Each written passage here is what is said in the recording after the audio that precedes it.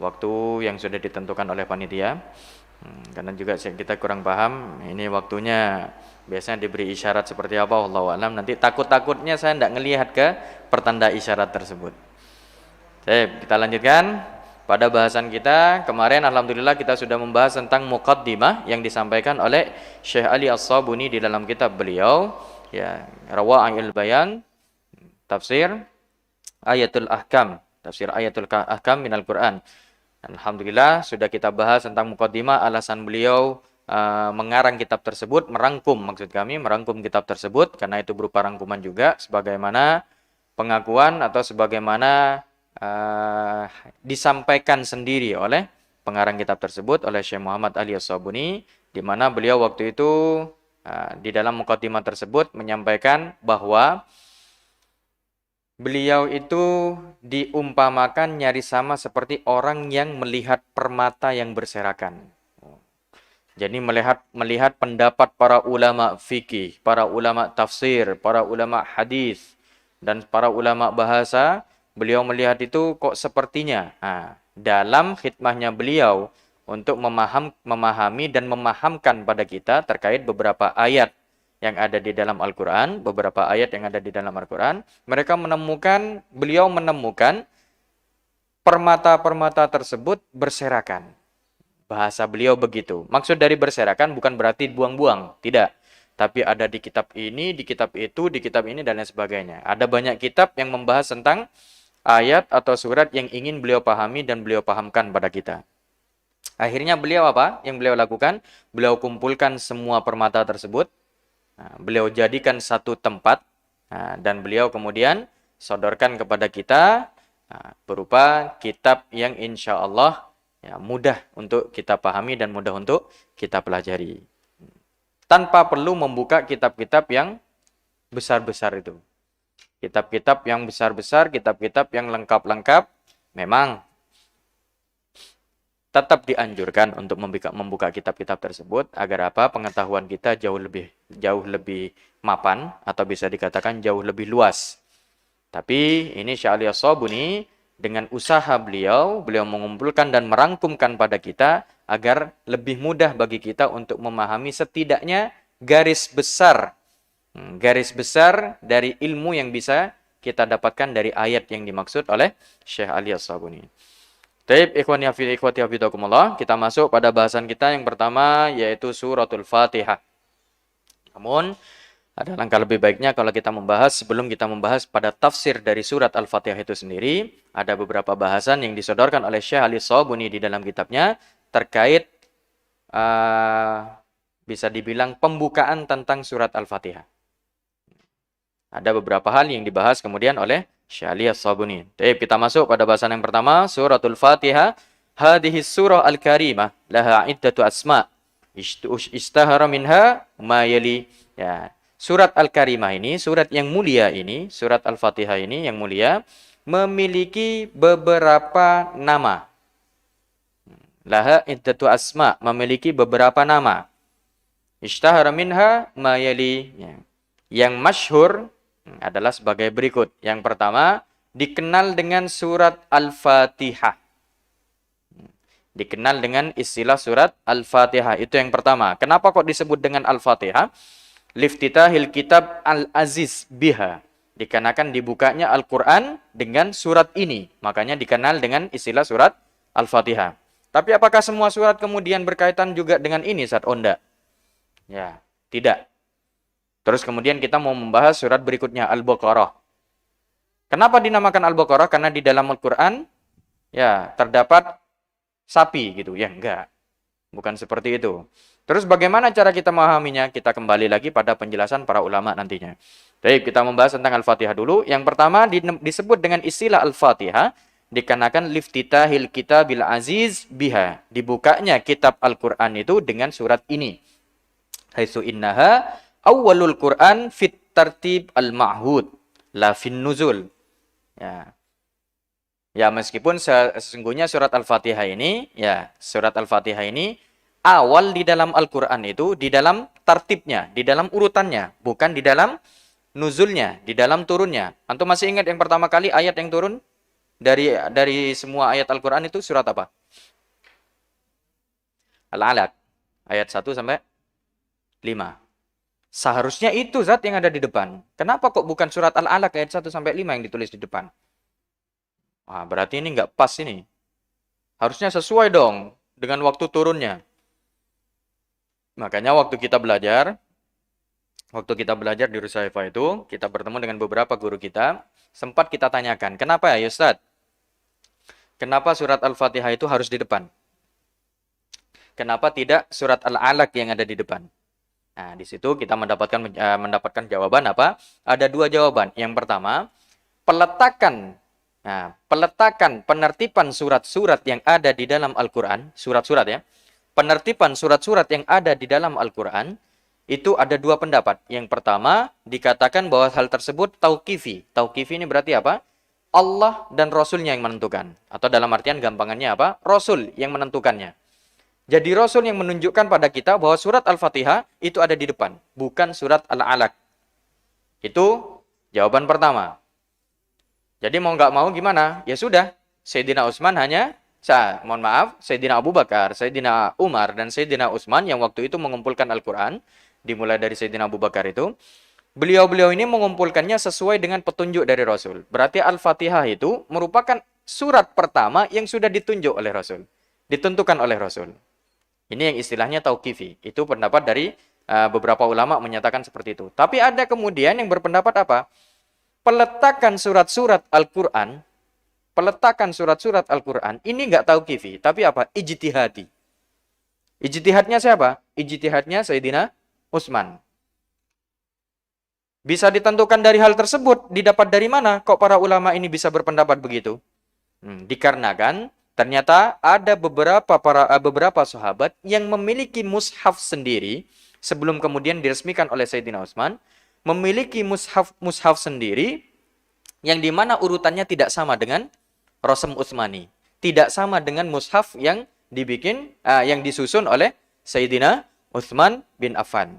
Contohnya dekat siapa? Seperti Sayyidina Abdullah ibn Mas'ud. Ini Sayyidina Abdullah bin Mas'ud ini yang agak memiliki keberatan. Beliau merasa keberatan ketika Quran yang beliau miliki, yang beliau kumpulkan, ini diminta oleh Sayyidina Utsman untuk disetorkan ke khilafah, ke khalifah waktu itu, ke Sayyidina Utsman, ke Amirul Mukminin. Harus disetorkan ke sana, disetorkan ke pemerintah. Dalam artian apa? Sayyidina Abdullah bin Mas'ud diminta kesudiannya agar tidak menggunakan lagi mushafnya beliau, tapi mengikuti mushaf yang diatur oleh Sayyidina Utsman. Sayyidina Abdullah bin Mas'ud agak keberatan di situ. Hanya saja dikarenakan beliau memiliki ketaatan pada amir, memiliki ketaatan yang tinggi pada amir, pada ketua, pada pimpinan, akhirnya beliau apa? Beliau mengikuti apa yang dianjurkan dan diperintahkan oleh Sayyidina Utsman bin Affan selaku Amirul Mukminin pada saat itu. Nah, jadi bisa dikatakan Sayyidina Abdullah bin Mas'ud waktu itu keberatannya bukan dari sisi egonya beliau. Tapi apa? Karena memang beliau ini, beliau ini bukan kesombongan yang disampaikan oleh Sayyidina Abdullah bin Mas'ud. Beliau ini orang yang sangat mengetahui tentang Al-Quran. Beberapa sahabat yang memang ahli dalam hal itu juga. Seperti Sayyidina Zaid bin Thabit, juga beliau ahli di dalam Al-Quran ini karena beliau adalah katibnya Rasulullah. Beliau adalah sekretarisnya Rasulullah. Di mana wahyu diucapkan, di mana wahyu diturunkan, di mana wahyu diturunkan oleh Allah kepada Rasulnya, pada saat itu juga Sayyidina Zaid bin Thabit siap untuk mencatat. Nah, kenapa Ustaz kok masih butuh katib? Kok masih butuh sekretaris? Kok enggak Rasulullah langsung yang nulis? Antum tahu sendiri. Ya, Rasulullah adalah nabi yang ummi. Rasulullah adalah nabi yang ummi. Nabi yang tidak bisa menulis dan tidak bisa membaca. Kenapa kok kok ada nabi yang nggak bisa nulis, nggak bisa membaca? Itu bukan kekurangan, ya, itu bukan kekurangan. Tapi justru itu adalah suatu kelebihan, di mana Rasul bisa mengetahui segala hal, di mana Rasul bisa mengetahui segala ilmu dan yang luar biasanya, ilmu-ilmu yang disampaikan oleh Rasulullah berkembang dengan luar biasa sampai sekarang dengan tanpa beliau belajar, tanpa beliau baca, tanpa beliau bisa nulis juga. Andai kata beliau adalah penulis, nabi yang penulis, justru bahkan banyak orang yang ragu tentang otentiknya Al-Quran ini. Pasti banyak yang ya Rasulullah Muhammad ya pintar nulis. Karangannya lo banyak. 1.200 kitab. Ya pastilah salah satunya Al-Quran itu. Pasti akan berpikir begitu. Nah, tapi Allah memberikan keistimewaan luar biasa kepada Rasulnya. Ya, menjadikan Nabi Nabi Allah ini Nabi yang ummi. Yang tidak bisa membaca dan tidak bisa menulis. Sehingga ketika keluar berbagai macam ilmu dari Rasulullah, maka murni itu datangnya dari Allah Subhanahu wa taala. Wa ma yantiqu 'anil hawa in huwa illa wahyu yuha. Tidaklah Rasul itu berbicara dari hawa nafsunya, melainkan itu merupakan wahyu yang diturunkan kepada beliau. Baik, ikhwani hafizakumullah. Jadi kembali lagi ke dalam bahasan Sayyidina Abdullah bin Mas'ud. Apa kemudian yang dikatakan Sayyidina Abdullah bin Mas'ud? Sayyidina Abdullah bin Mas'ud pernah menyampaikan begini. Dan ini bukan dari sisi kesombongan beliau, tidak. Karena fakta dan realita yang terjadi dan dikenal oleh para sahabat. Diakui pula oleh para sahabat. Apa itu? Sayyidina Abdullah bin Mas'ud pernah menyampaikan sisi keberatan beliau dalam menyerahkan mushafnya itu. Beliau sampai mengatakan apa? Saya ini orang yang lebih tahu tentang Al-Quran. Di mana Al-Quran diturunkan, kapan Al-Quran diturunkan, dan pada siapa Al-Quran itu diturunkan. Makna pada siapa ini kalau ada kasus-kasus tertentu. Jadi wahyu diturunkan, ini kasus Al-Quran ini ditujukan pada orang siapa? Apakah pada munafikin, apakah pada sahabat ini, atau sahabat ini, dan lain sebagainya. Ini Sayyidina Abdullah bin Mas'ud paham. Karena memang benar-benar beliau ini apa? Istiqomah dalam mengikuti ajarannya Rasulullah. Ya, tidak seperti para sahabat yang lainnya. Karena beliau memang benar-benar fokus. Jadi nantinya ini bisa kita jadikan suatu pelajaran, ya pelajaran berharga buat kita. Nantinya kalau ada teman antum yang fokus untuk memperdalam ilmu agama, jangan ece. Sok-sokan belajar agama. Jangan, ada contohnya dari para sahabat. Terus antum belajarnya dari sahabat yang lain. Antum membacanya dari sahabat yang lain. Lihat loh sahabat. Sayyidina Umar loh. Pernah nggak ikut 1 hari ngaji ke Rasulullah. Karena apa? Karena kerja. Jangan terlalu fanatik ente. Jangan terlalu gaya mau belajar tok nggak mau kerja. Nggak, ada beberapa sahabat juga yang seperti itu. Ya, contohnya siapa? Seperti Sayyidina Abdullah bin Mas'ud ini. Ada lagi yang lain? Ada. Siapa itu? Sayyidina Abu Hurairah. Ya, nanti antum DC lagi kalau ngambil contoh Sayyidina Abu Hurairah. Iya, Sayyidina Abu Hurairah itu ahlus suffah. Nggak punya rumah. Rumahnya di masjid. Memang rumahnya Sayyidina Abu Hurairah di masjid. Beliau termasuk ahlus suffah dengan 70 orang yang ada di tempat khusus yang disediakan Rasul di dalam masjid itu. Ahlus suffah memang beliau. Jadi keuntungannya apa ahlus suffah ini? Tiap Rasulullah keluar dari rumah beliau, masuk ke masjid, ahlus suffah pasti tahu. Dan di mana Rasul mau mengajarkan ilmunya di masjid ataupun di tempat manapun, ahlus suffah yang pertama kali tahu. Makanya yang paling banyak meriwayatkan hadis siapa? Salah satunya Sayyidina Abu Hurairah. Padahal beliau masuk Islamnya kalau kurang lebih 5 tahun setelah Rasulullah hijrah ke Madinah. Kurang lebih segitu. Kok bisa ya Ustaz? Iya bisa. Kalau Allah sudah menentukan, insya Allah bisa. Seperti itu. Nah, itulah yang terjadi. Jadi bisa dikatakan, Sayyidina Abdullah bin Mas'ud punya mushaf khusus. Punya mushaf khusus. Terus selain Sayyidina Abdullah bin Mas'ud, ada nggak Ustaz yang lain? Yang punya mushaf khusus, yang nggak sama dengan mushaf yang kita pegang sekarang. Mushaf yang kita pegang sekarang, itu Rosam Utsmani. Ya. Apa istilahnya? Mushaf yang sudah disepakati oleh para sahabat di kala itu untuk mengikuti satu ketentuan saja. Ya, satu macam mushaf saja. Ya, yang waktu itu alhamdulillah yang meresmikan adalah Sayyidina Utsman bin Affan sebagai Amirul Mukminin yang bertugas waktu itu. Nah, ada lagi selain beliau, selain Sayyidina Abdullah bin Mas'ud yang memiliki mushaf lain, ada. Siapa itu? Sayyidina Ali. Sayyidina Ali bin Abi Thalib pernah menyampaikan bahwasanya aku pernah memiliki keinginan untuk mengumpulkan Al-Quran itu sesuai waktu-waktu turunnya. Jadi waktu-waktu turunnya ingin dikumpulkan oleh Sayyidina Ali. Disesuaikan sesuai dengan waktu turunnya. Jadi yang pertama kali turun dia ada paling depan. Jadi bisa kita bayangkan, berarti ayat pertama atau surat pertama yang ada di dalam Al-Quran miliknya mushafnya Sayyidina Ali adalah surat Al-Alaq. Kenapa? Karena itu yang turun duluan. Berarti bisa dikatakan ini landasannya para ulama yang menggunakan, yang berpendapat bahwasanya urutan surat yang ada di Al-Quran itu adalah ijtihadi. Ijtihadnya Sayyidina Utsman dan sahabat di kala itu. Jadi bisa dikatakan mana yang mau kita pilih, silakan antum pilih yang antum sesuai, yang antum pengen yang mana, tidak masalah. Madam atau selama itu masih pendapat para ulama yang mu'tabarah. Ya, mu'tabarah berarti apa? Yang diakui. Nanti kita akan membahas bahasan fikih juga di dalam kitab ini. Terkait juga nanti antum pasti akan bingung. Kenapa kok saya katakan bingung? Adalah, kalau saya katakan sekarang penasarannya nanti nggak ini. Ya, biar antum penasaran dulu aja. Kalau nggak penasaran nanti kita nggak ketemu lagi. Baik, kita lanjutkan dulu. Jadi dikatakan Al-Fatihah sebagai Fatihatul Kitab, meskipun meskipun Al-Fatihah ini di awal Qur'annya itu secara tertib, tidak secara nuzulnya, tidak secara waktu turunnya. Baik, qala al-Imam At-Tabari. Imam At-Tabari, Imam Ibnu Jarir At-Tabari yang memiliki tafsir At-Tabari, beliau menyampaikan di dalam kitabnya bagaimana sumiyat Fatihatul Kitab li'annaha yuftahu bi kitabatiha al-masahif.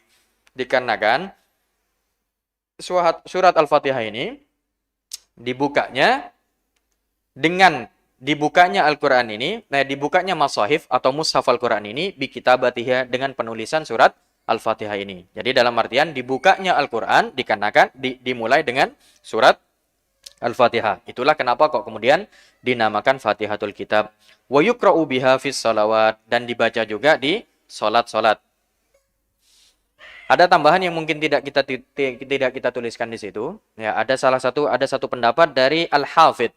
Ya, kalau istilah Al-Hafidh, kalau antum mendengar istilah Al-Hafidh di dalam ilmu hadis, maka yang seringkali disepakati oleh para ulama, masyhur ya, yang masyhur di kalangan para ulama, Al-Hafidh ini langsung merujuk kepada Imam Ibnu Hajar Al-Asqalani.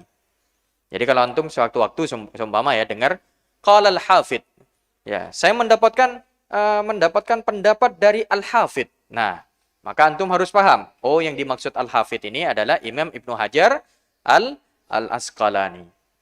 Siapa Imam Ibnu Hajar Al-Asqalani? Pengarang Fathul Bari.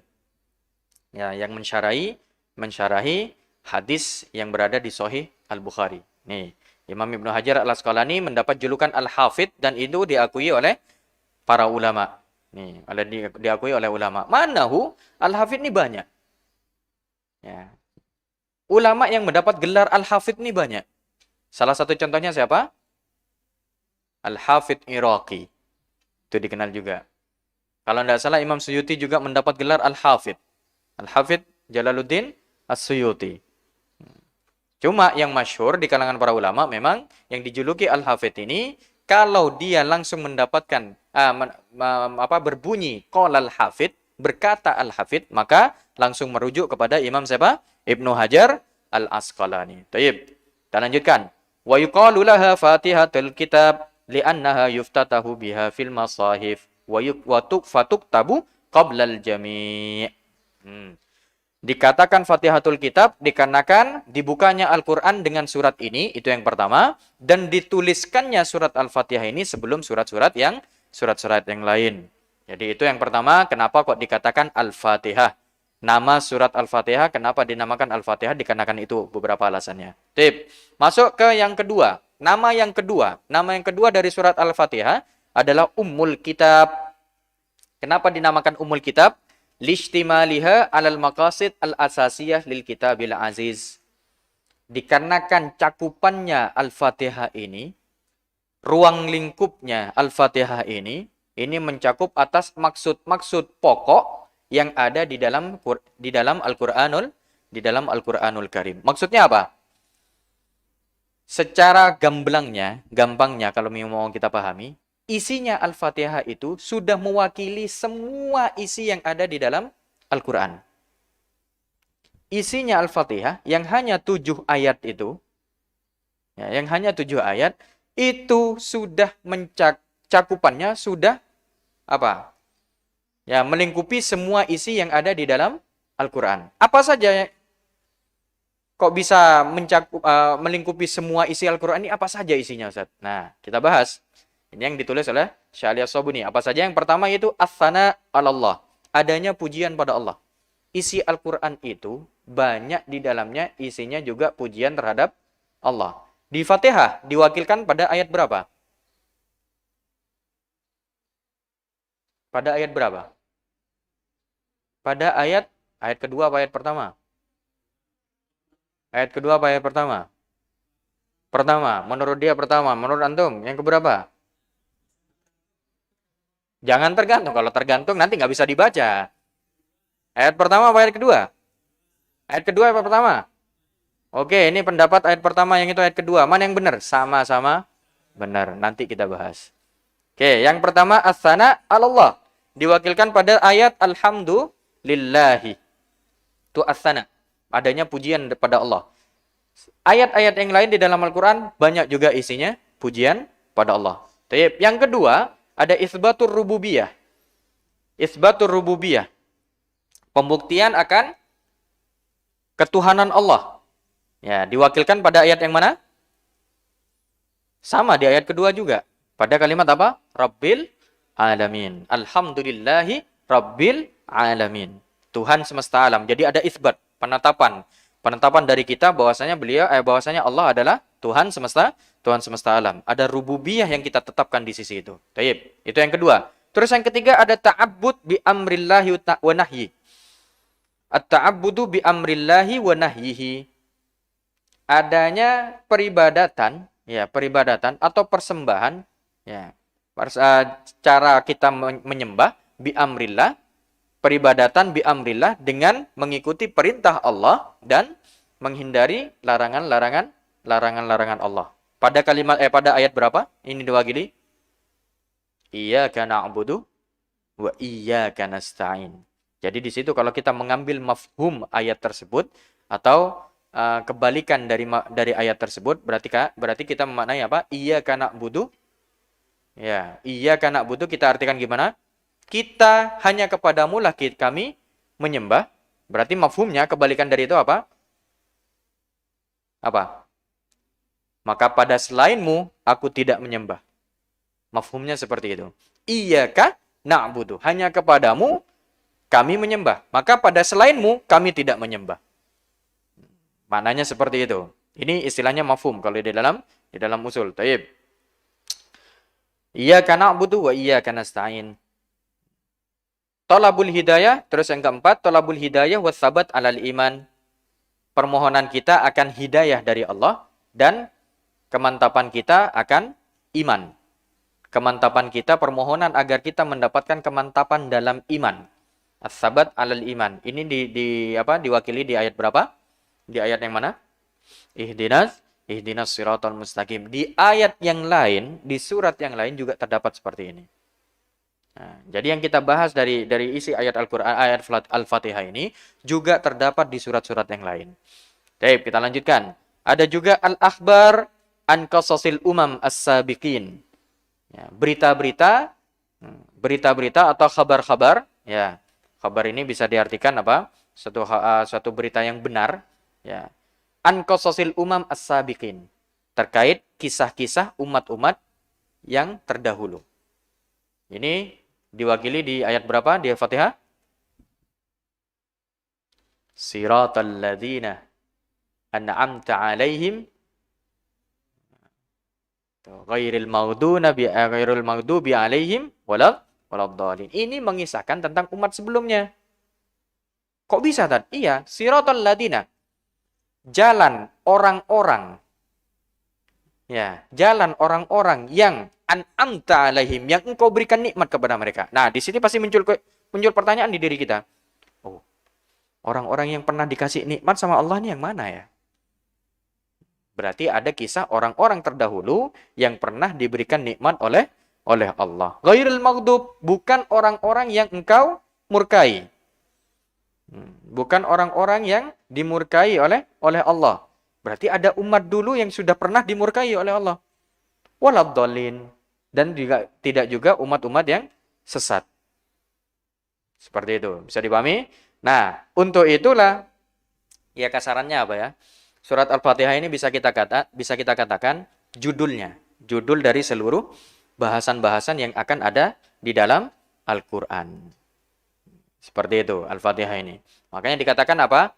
Ummul Kitab. Ummul Kitab ini bukan berarti kemudian kita artikan, wah ibunya kitab. Ibunya Al-Quran. Ibunya Al-Quran ini berarti ada waladul kitab nanti. Enggak gitu maksudnya. Terus gimana kok bisa dikatakan Ummul Kitab di sini? Nah, dikatakan di bawahnya itu bagaimana?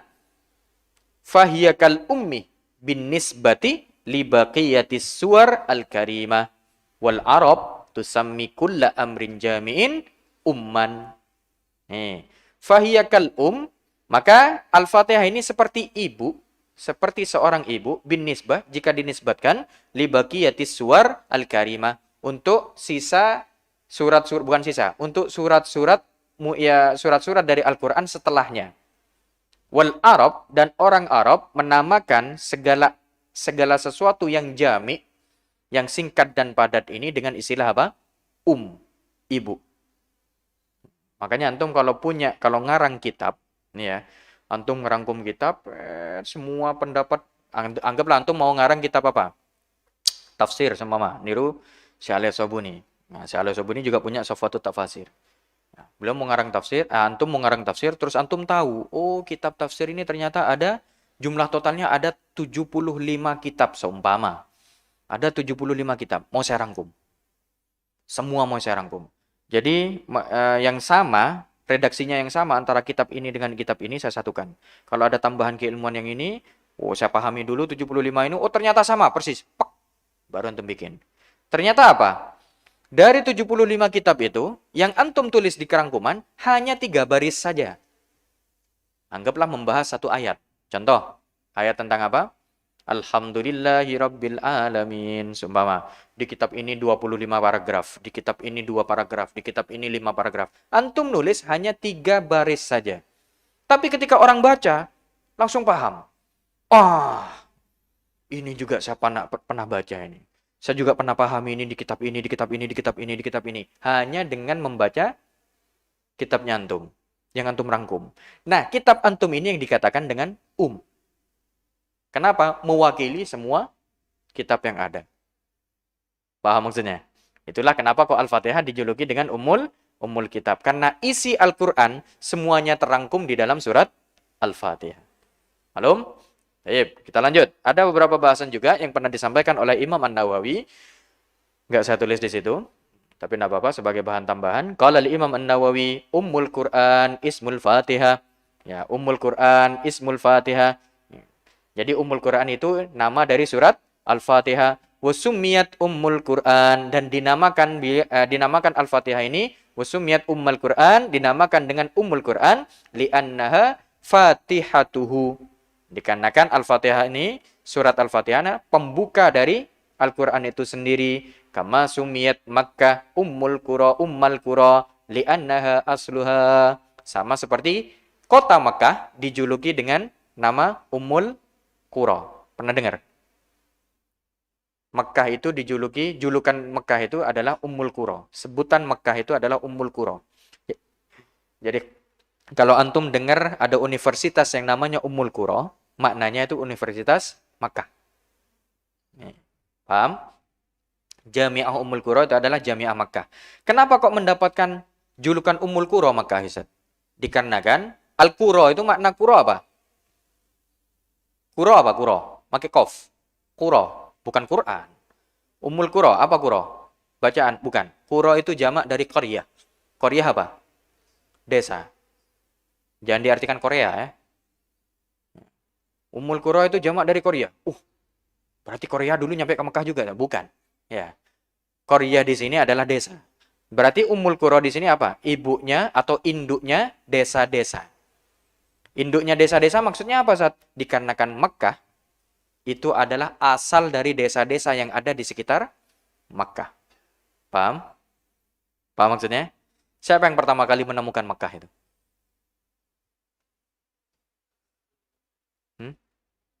Nabi Ibrahim. Ya, enggak usah jauh-jauh, Nabi Ibrahim aja. Oke, Nabi Ibrahim, benar. Saya katakan benar. Kenapa? Karena sebetulnya Mekah itu sudah ditempati dulu oleh siapa? Oleh Nabi Adam. Tapi karena terlalu jauh, kita sudah terpotong sama sejarah yang luar biasa, nggak ketemu sudah. Ya, sudah kita nggak usah jauh-jauh ke Nabi Ibrahim. Yang pertama menemukan Nabi Ibrahim. Yang kemudian mengembangkan Mekah itu siapa? Nabi Ismail putranya. Siapa lagi? Masa iya saya mau nyebut Izam? Ya nggak mungkin lah. Ya, yang mengembangkan Mekah itu adalah Nabi Ismail. Datanglah Nabi Ismail dengan ibunya. Siapa? Siti Hajar. Datanglah penduduk-penduduk lain, ya, izin ke Siti Hajar untuk ikut berdiam di Mekah. Tambah banyak, melebar, akhirnya muncullah Rusaifah, Utaibiyah. Ini desa-desa sekitarnya. Itu yang muncul sekarang maksudnya. Kalau dulu belum ada Rusaifah. Nah, kayak semacam itu. Makanya Mekah kemudian mendapatkan julukan apa? Ummul Qura, ibunya desa-desa yang ada di sekitar itu maksudnya. Karena Mekah adalah asal dari kehidupan di tempat tersebut.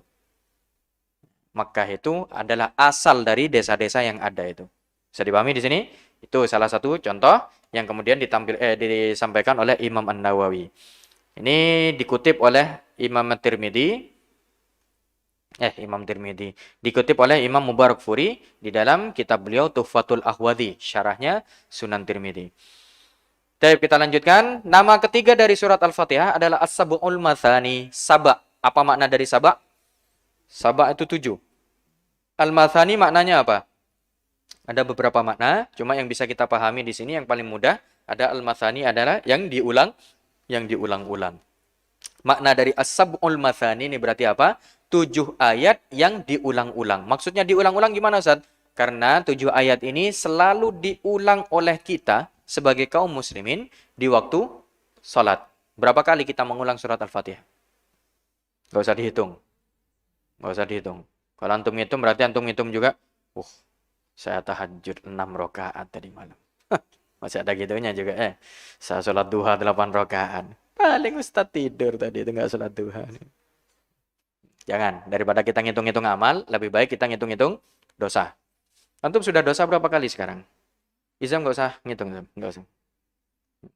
Biar saya saja nanti yang WA japri antum ya.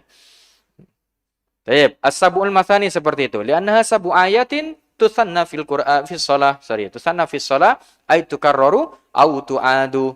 Diulang-ulang di waktu salat. Makanya dikatakan As-Sab'ul Mathani, 7 ayat yang diulang-ulang.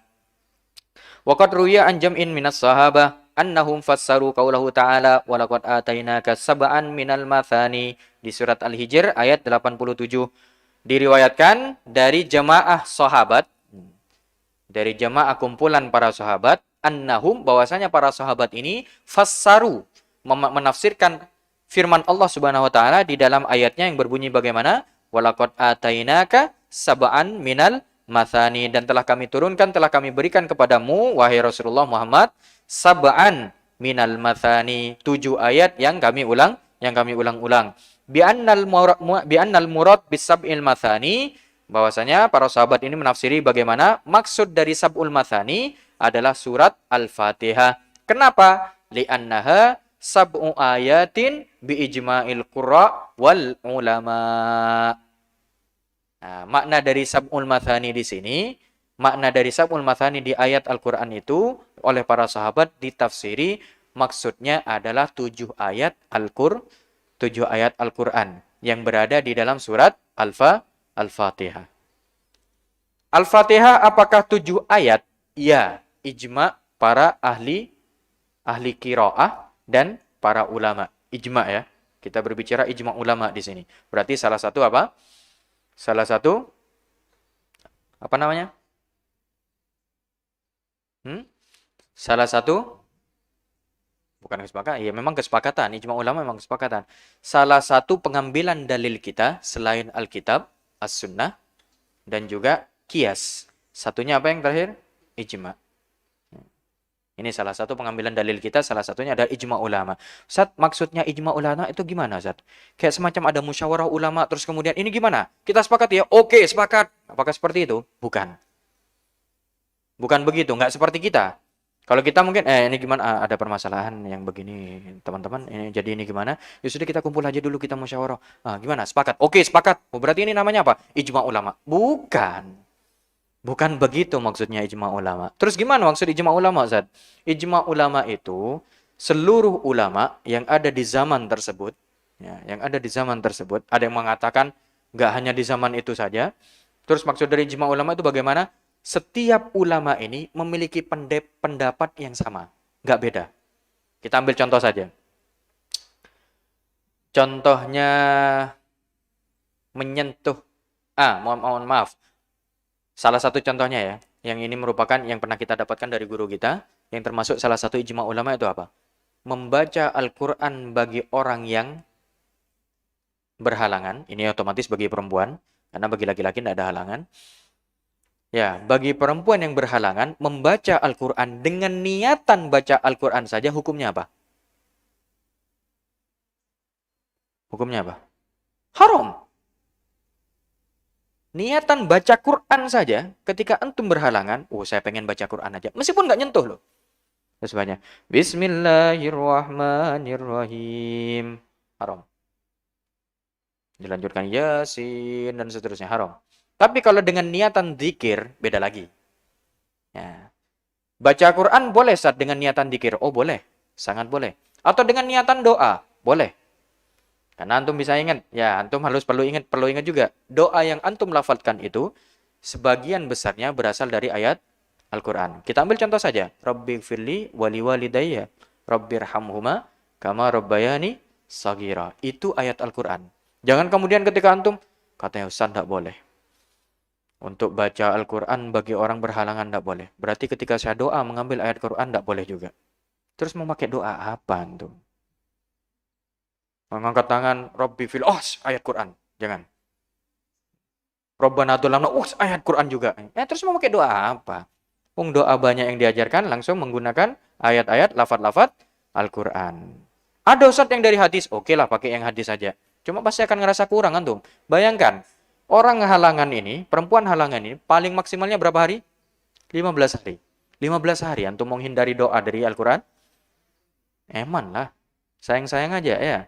Jadi ulama kemudian berpendapat apa? Kalau niatannya untuk zikir atau doa, boleh. Tapi kalau niatan baca Qur'annya untuk membaca saja, dengan niatan membaca saja, nggak boleh. Ini ijma ulama. Makna dari ijma ulama bagaimana? Imam Abu Hanifah. Kita ambil contoh empat madhab yang mu'tabarah saja ya. Imam Abu Hanifah, Imam Malik, ini nggak pernah ketemu. Imam Abu Hanifah ada di Kufah, Imam Malik ada di Madinah. Imam Malik nggak pernah keluar dari Madinah. Kecuali kalau tidak salah hanya untuk haji saja. Wallahu alam kalau untuk itunya. Ala kulli hal, Imam Malik nggak pernah keluar dari Madinah. Imam Abu Hanifah nggak keluar jauh. Ada di Kufah, kebanyakannya beliau ada di Kufah saja. Nggak pernah ketemu. Tapi pendapatnya Imam Abu Hanifah dengan Imam Malik di dalam bahasan ini sama. Nggak beda pendapat.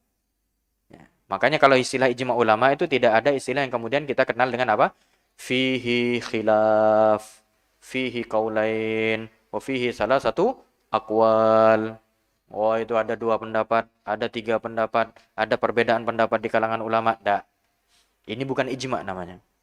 Itu ikhtilaf, ikhtilaful ummah, ikhtilaful ulama. Makanya yang dikatakan ijma ini apa? Beliau ini nggak pernah ketemu, tapi pendapatnya nggak beda. Sama. Imam Abu Hanifah dengan Imam Syafi'i ketemu nggak? Mau ketemu gimana? Imam Abu Hanifah wafat, Imam Syafi'i baru lahir. Kapan ketemunya? Di alam rusat. Oh ya, wallahu a'lam kalau itu. Nggak usah kita bahas. Ya. Imam Abu Hanifah wafat, Imam Syafi'i baru lahir. Nggak ketemu juga. Seperti itu. Jadi itulah yang kemudian dikatakan ijma ulama. Imam Syafi'i juga memiliki pendapat yang sama. Tip, ikhwati, bisa dipahami di situ? Tip, kita lanjutkan. Maka bisa dikatakan as-sab'ul mathani yang disebut Al-Qur'an di surat Al-Hijr ayat 87 itu merujuk kepada surat Al-Fatihah. Baik. Ada sedikit tambahan juga yang tidak saya masukkan di situ. Wakila li'annaha yuthna biha 'ala Allah taala. Disebut as-sab'ul mathani, makna dari al-mathani di sini bukan diulang-ulang, tapi apa? Li'annaha yuthna biha 'ala Allah. Dengan ayat tersebut Allah dipuji. Maknanya, makna mathaninya ya, makna mathaninya. Terus ada lagi Wakila li annaha ustusniyat li hadhil ummah lam tanzil ala man qablaha. Dikatakan as-sab'ul mathani, ada yang menafsiri apa? 7 ayat yang dikecualikan oleh Allah hanya khusus untuk umat ini. Makna dari as-sab'ul mathani. Ada yang memaknai seperti itu. Dikhususkan oleh Allah hanya untuk umat ini. Tidak diberikan pada umat yang lain. Tib. Zakaral Imam Al-Qurtubi anna li hadhihi surah 12 isman. Ya. Imam Qurtubi di dalam kitabnya beliau, di dalam kitab tafsirnya beliau, Al-Jami' li Ahkamil Quran, atau yang kita kenal dengan tafsir Al-Qurtubi, beliau menyebutkan nama surat Al-Fatihah ini ada 12 nama.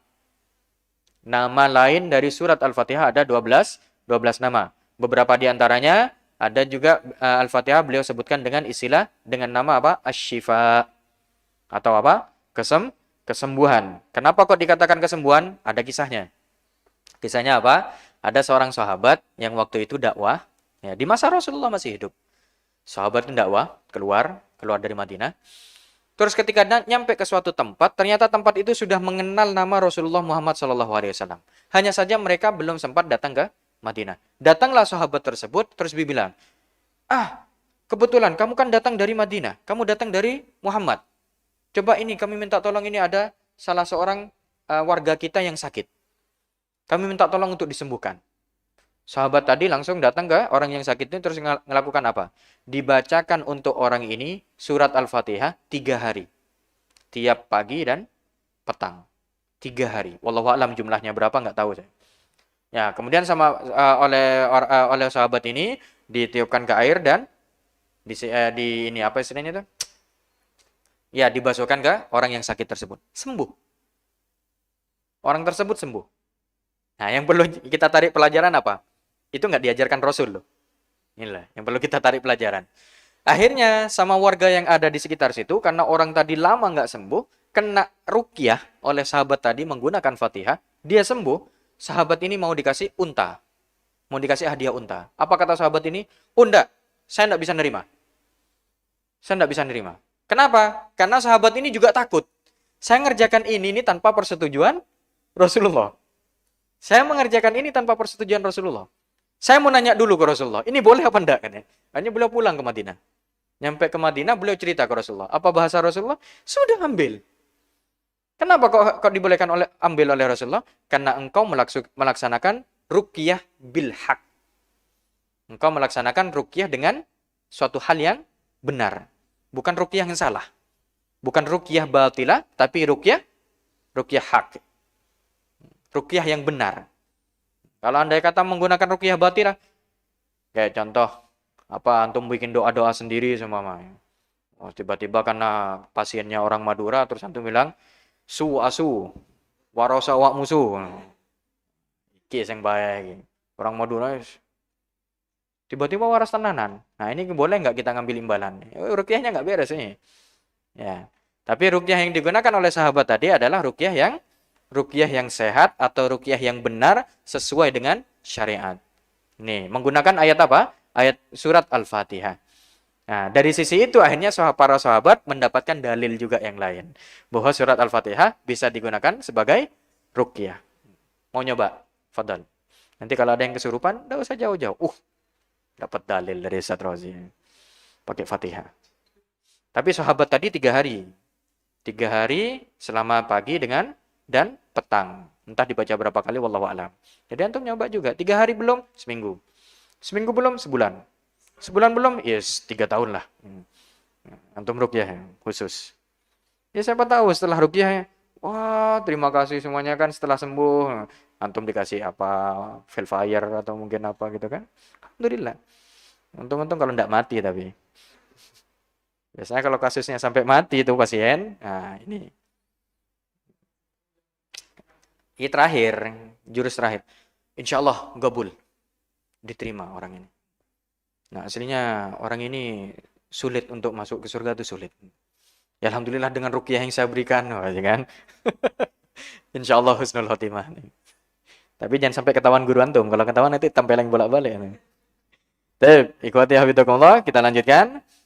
Jadi yang pertama asy-syifa, ya, bisa disebut juga dengan surat asy-syifa, surat kesembuhan, dikarenakan tadi itu terdapat apa istilahnya keistimewaan yang dimiliki oleh surat Al-Fatihah ini sendiri. Terus ada Al-Wafiyah. Al-Wafiyah apa maknanya? Al-Wafiyah, saya agak lupa nih. Kemarin Al-Wafiyah, wallahu alam. Kita lanjutkan dulu. Al-Kafiyah, ada Al-Kafiyah. Apa Al-Kafiyah? Kafi, cukup. Ya, kecukupan. Makna kecukupan ini berarti apa? Sebetulnya isi Al-Quran itu sudah dicukupi dengan surat Al-Fatihah. Maknanya seperti itu. Al-Kafiyah. Terus ada selain Al-Kafiyah, ada mana Al-Asas. Nah, dikarenakan surat Al-Fatihah ini, di dalamnya terdapat pokok-pokok dari seluruh isi Al-Quran. Itu Al-Kafiyah. Al-Asas. Terus ada lagi satunya Alhamdu. Disebut juga Alhamdu ini berarti surat pujian. Nah, dikenal dengan surat pujian. Dikarenakan apa? Dimulai dengan lafaz Alhamdulillahi Rabbil Alamin. Taib Al-Wafiyah maknanya lengkap atau memenuhi. Al-Wafiyah adalah surat yang lengkap atau yang memenuhi. Makna dari lengkap ini yang sudah kita sebutkan tadi juga. Isinya lengkap. Semua isi Al-Quran sudah berada, kandungan isi Al-Quran itu semuanya sudah diwakili oleh surat Al-Fatihah tadi. Tapi hanya di judul-judulnya saja istilahnya ya. Tidak sampai ke terperincinya. Baik, kita lanjutkan. Nah, itu disebutkan oleh Imam Al-Qurtubi di Jami' Al-Ahkam, Al-Jami' li Ahkamil Quran. Di dalam kitab tafsir beliau. Dzakara al-Imam Al-Alusi anna ba'dal ulama awsalaha ila nayyifin wa 20 isman. Ada juga bahasan dari Imam Al-Alusi. Imam Al-Alusi ini punya kitab tafsir yang namanya Ruhul Ma'ani. Imam Al-Alusi ini menyebutkan bagaimana anna ba'dal ulama, sebagian ulama awsalaha menyampaikan atau bisa dikatakan menjadikan hitungan nama, menjadikan nama Al-Fatihah ini tidak hanya sampai di 12 saja, tapi sampai berapa? Ila nayyifin wa 20. Nayyif ini, makna dari nayyif ini adalah angka 1 sampai 3. Nayyif, makna nayyif itu antara angka 1 sampai 3. Kita ambil angka yang paling rendah saja lah. Berarti ausalaha ila nayyifin wa 20 isman. Sampai 21 nama. Jadi ada sebagian ulama yang menyebutkan nama lain dari Al-Fatihah ini sampai 21 nama. Apa saja itu? Tidak dirinci oleh Imam Al-Alusi ini, oleh Syekh Ali As-Sabuni di dalam kitabnya. Wallahu alam, nanti kalau kita temukan di dalam kitab Ruhul Ma'ani, insyaallah nanti akan kita tuliskan dan kita akan sebarkan ke antum. Taib, ada dua mufradat yang mungkin bisa kita pelajari di sore hari ini. Yang pertama itu nayyifun. Nayyifun ini angka 1 sampai 3. Terus angka 4 sampai 9 apa zat namanya? Bid'un. Kalau di Al-Qur'an yang berbunyi bid'un itu apa? Kan ada bunyi Al-Qur'an yang bid'a sinin yang gitu. Pernah dengar ya? Kalau nggak pernah dengar berarti belum pernah baca Al-Qur'an. Bid'a sinin berarti maknanya apa? Antara 3 sampai 9 tahun. Itu bid'un. Makna dari bid'un itu, bukan 3, 4. 4 sampai 9 tahun. Itu bid'un. Kalau nayyifun antara 1 sampai 3. Jadi makna dari bid'ah sinin ini antara 4 sampai 9 tahun. Taib. Itu dua mufradat yang bisa kita pelajari. Yang ini mungkin jarang antum temukan atau jarang antum dengar. Kecuali antum pernah baca kitab-kitab yang lama dan sering ngobrol sama orang-orang Arab. Dia biasanya sering disebutkan bid'un sama nayyif. Taib. Kita lanjutkan. Sudah jam 5, gimana? Lanjut. Taib. Saya takut aja sama panitia ini. Ini tiba-tiba dalam waktu menjelaskan saya tiba-tiba diusir, ditutup, matikan semua, repot nih. Taib, kita lanjutkan. Ma warada fi fadli suratil Fatihah. Ma warada fi fadli suratil Fatihah. Oke, kita masuk ke dalam bahasan tentang keutamaan surat Al-Fatihah. Hadis-hadis yang menunjukkan terkait keutamaan surat Al-Fatihah. Yang pertama yaitu yang diriwayatkan oleh Imam Al-Bukhari, ya, diriwayatkan oleh Imam Al-Bukhari di dalam kitab beliau di hadis nomor 4474. Beliau meriwayatkan dari Abi Sa'id ibn Mu'alla. Langsung pada pokoknya. An Abi Sa'id ibn Mu'alla radhiyallahu ta'ala anhu qala kuntu usolli fil masjidi. Sahabat Abi Sa'id bin Mu'alla ini mengatakan apa? Aku sholat di masjid. Aku pernah sholat di masjid. Fada'ani Rasulullah sallallahu alaihi wasallam falam ujibhu.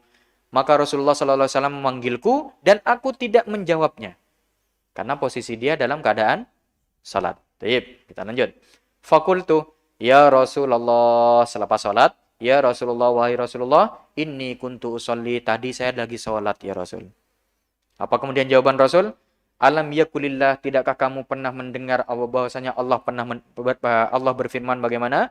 Istajibu lillahi walir rasuli idza da'akum lima yuhyikum. Istajibu, jawab panggilan Allah. Istajibu, jawab panggilan lillahi, untuk Allah, walir rasuli, dan untuk rasulnya, idza da'akum, ketika memanggil kalian, lima yuhyikun, terhadap sesuatu yang bisa menghidupkan kalian. Maksud dari menghidupkan ini apa? Kita cek dalam kitab Safwatut Tafsir ya, yang dikarang oleh Syekh Ali As-Sabuni juga. Di sini ada bahasan tersebut. Ya ayyuhalladzina amanu stajibu lillahi walir rasuli idza da'akum lima yuhyikum. Ai ajibu du'a rasulihi idza da'akum lil imani wal Qur'an. Sambutlah panggilan Rasul ya ketika memanggil kalian untuk keimanan atau untuk Al-Qur'an. Terus makna di sini gimana? Berarti Rasul menggunakan bahasa dohir dari ayat ini. Jadi kalau Rasul memanggil, langsung jawab. Berarti maknanya gimana? Nah, di sini dari sisi fikih bisa kita ambil pelajaran. Kalau yang memanggil Rasul, yang memanggil Rasulullah Sallallahu Alaihi Wasallam, maka batalkan sholat kita. Baik itu sholat sunnah ataupun sholat fardu. Mafhum? Mafhum di sini? Masalahnya di sini sekarang belum, Rasulullah nggak ada, Tat. Kita nggak menangi Rasulullah. Terus gimana, Tatnya? Ya berarti aman sholat antum. Nggak ada yang manggil-manggil. Kan gitu. Enggak, saat bukan itu maksudnya. Pertanyaan kita ini, kalau yang manggil bukan Rasulullah. Oke, kita bahas kemudian berikutnya. Terus kalau yang manggil guru kita gimana, Ustaz? Kita batalkan enggak? Kalau yang manggil guru kita batalkan enggak? Kalau sholat sunnah, batalkan. Nah. Kalau sholat fardu gimana, Ustaz? Nah, ini ada khilaf. Terus kita mau menggunakan yang mana? Kita menggunakan yang paling ringan saja. Yang pertama, kalau sholat fardu, kita tidak usah kita batalkan kalau guru kita tahu. Kalau kita dalam keadaan sholat. Jadi caranya gimana? Saat kita dipanggil oleh guru kita, nah, kita memperkeras bacaan. Tapi kalau sholat duhur sama sholat asar, jangan dibaca keras suratnya. Nanti ketika sholat duhur, siapa? Rom. Dipanggil semua, ada yang manggil Rom, Rom. Terus Bismillahirrahmanirrahim. Ini insya Allah banyak yang heran. Ini sholat apa, Rom? Dikiranya sholat subuh, kodoan. Ya, tentu seperti itu. Jadi kalau dipanggil gimana? Memperkeras bacaan. Dalam artian bacaan di sini berarti apa? Ketika kita melakukan takbir. Allahu Akbar. Perkeras. Seperti itu. Jangan teriak Allahu Akbar. Jangan. Ini untuk mau sholat, mau apa, mau jihad ini. Ya. Nah, perkeras. Jadi ketika guru sudah mengetahui kita sholat, biasanya kalau sudah tahu kita sholat, oh lagi sholat. Kalau sudah gitu, lanjutkan. Boleh dilanjutkan. Terus masalahnya nggak tahu, Ustaz. Jaraknya jauh, saya mau teriak juga nggak bisa, Ustaz. Tapi saya dengar suaranya beliau ketika manggil. Gimana, Ustaznya? Batalkan. Batalkan sholat. Kenapa? Karena kemungkinan kita dipanggil oleh guru ini ada sesuatu mendesak, yang kemungkinan hal tersebut sesuatu yang dibolehkan oleh syarak atau termasuk udzur syar'i. Ini udzur syar'i membolehkan kita untuk membatalkan sholat meskipun itu fardu. Contohnya apa? Ada ular di depan kita. Jangan sok-sokan mau sholat terus antum ada sholat, ada ular depannya. Allahu Akbar. Saya lagi khusyuk. Ada ular kok berapa segini sudah. Terus antum bilang, Allah melindungi saya. Iya, Allah melindungi antum memang. Iya benar. Tapi ular nggak ngerti itu. Ya, ada beberapa hewan yang diperbolehkan bagi kita untuk membatalkan sholat ketika ular tersebut ada di depan kita. Contohnya apa? Ketika hewan tersebut ada di depan kita. Contohnya apa? Ular. Yang kedua, akrab. Akrab ini kalajengking. Tahu kalajengking ya? Nggak tahu kalajengking? Pokoknya itulah.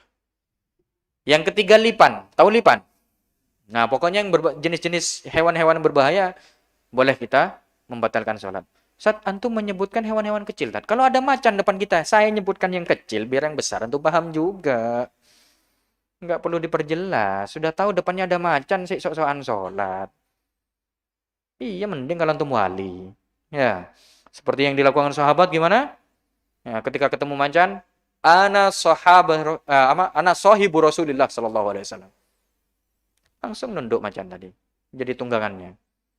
Masalahnya antum bukan sahabatnya Rasul. Terus ngaku, saya umatnya Rasul. Dan iya, saya juga sama. Nanti macannya juga ngomong, saya juga umatnya. Cuma saya lapar sekarang. Ya, kayak semacam begitu. Nah, jadi diperbolehkan. Adanya udzur syar'i yang kemungkinan dibutuhkan, sangat dibutuhkan oleh guru kita. Nih. Kalau orang tua gimana, Ustaz? Sama hukumnya seperti guru.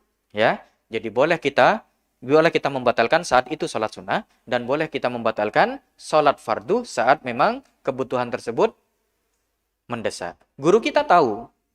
Ya, guru kita tahu kita dalam keadaan sholat. Atau orang tua kita tahu kita dalam keadaan sholat. Tapi waktu itu orang tua kita sangat butuh agar kita menolong. Agar kita membantu dia. Membantu beliau ini. Apa yang kita lakukan? Jangan lanjutkan. Seperti itu. Terus, oke lah, Sat. Kalau guru sama orang tua sudah dapat, Sat. Kalau teman, Sat. Nah, kalau teman yang manggil kita, ya ini jangan dibatalkan. Kecuali masuk ke udzur syar'i tadi. Apa itu? Teman kita lagi butuh bantuan kita.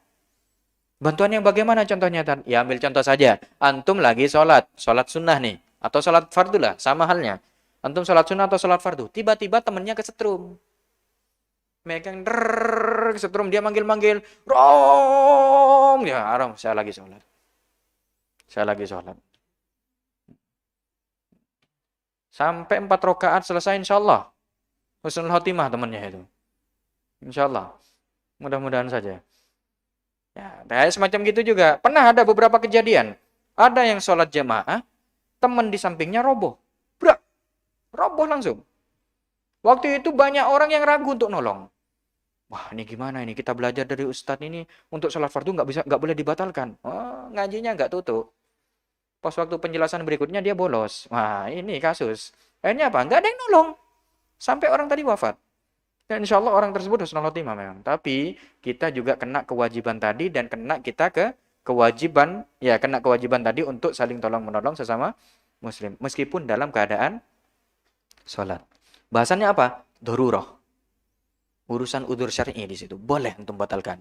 Antum tolong temannya. Takut-takut waktu itu dia pingsan karena kekurangan minum. Mungkin dehidrasi gitu kan. Ya, lama dia dari perjalanan jauh, jalan kaki dari Sampang ke Surabaya, hanya demi untuk hadir kajian, seumpama kan. Tiba-tiba nyampe di sini pas waktu sholat asar roboh, brek. Tolong dulu, takut-takut memang dia membutuhkan pertolongan cepat waktu itu. Ya, hal yang berkaitan dengan nyawa ini harus segera kita tolong dan segera kita bantu.